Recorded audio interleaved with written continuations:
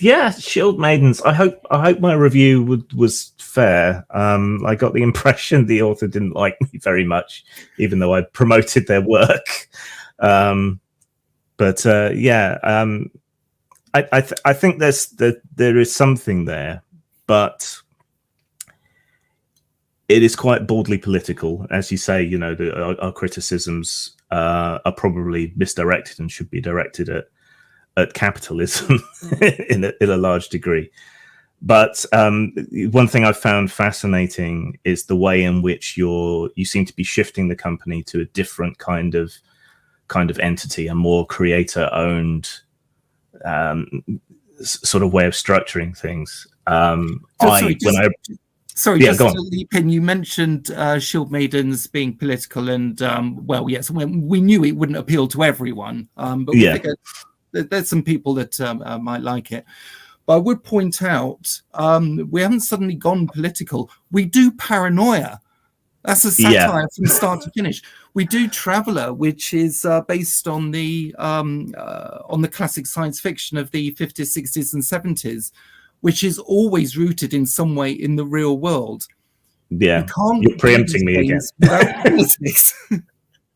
Well, okay, so I think there's a difference between a game that involves politics and a game that is politics. Crudely put, you know, I could set a book against the backdrop of the machinations of the Politburo in the 1960s or something, and the book wouldn't necessarily be a critique or a championing of Marxism or whatever. That would just be the setting. It might just not be particularly overt with it. And again, you see this in science fiction over and again. And people watch, I don't know, people watch Mad Max Fury Road and think that's a really good action film. I mean, it's a feminist film from start to finish. And I mean, Fury Road, you can argue whether it knocks you over the head with that or not. I mean, it does. So I have a contrarian take on Fury Road. Excellent. Okay, so you have Immortan Joe, right? He has the access to water, right? There are surrounding communities that are producing fuel and ammunition, right? Here is the seedbed of a new civilization, and it's brutal and horrible, but the world around it is brutal and horrible. He's even got a breeding program to try and cut out the mutations that are clearly ravaging everyone.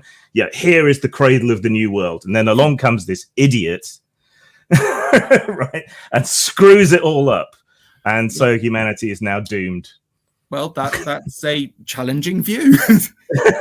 Well, it's the politics of extremity, right? Yeah.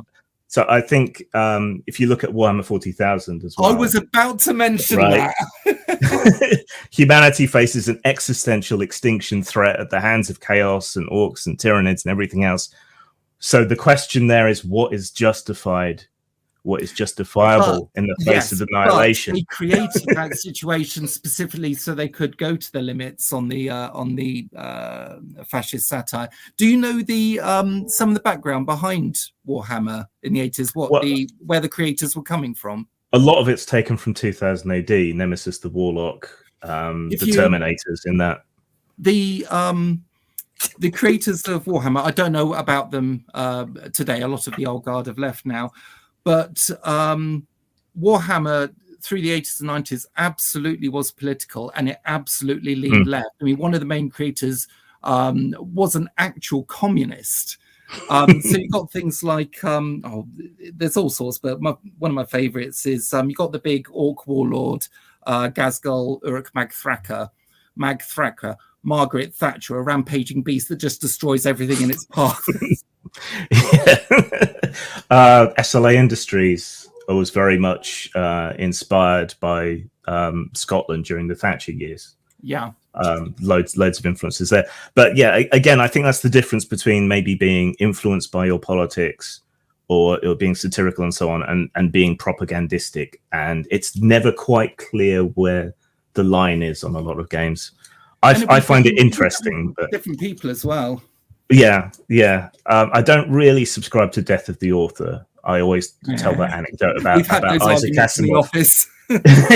Yeah, do you know the quote about Isaac Asimov? Which one? The anecdote about Isaac Asimov.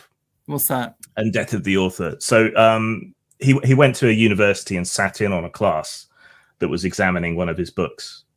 And he sort of sat at the back and listened through the whole thing. And at the end, he goes up to the professor and says, that was a really a fascinating, discussion about my book. But I've got to tell you, you're completely wrong. That wasn't what I was saying at all. And the professor goes, yeah, dear boy, just because you wrote it doesn't mean you know what it was about.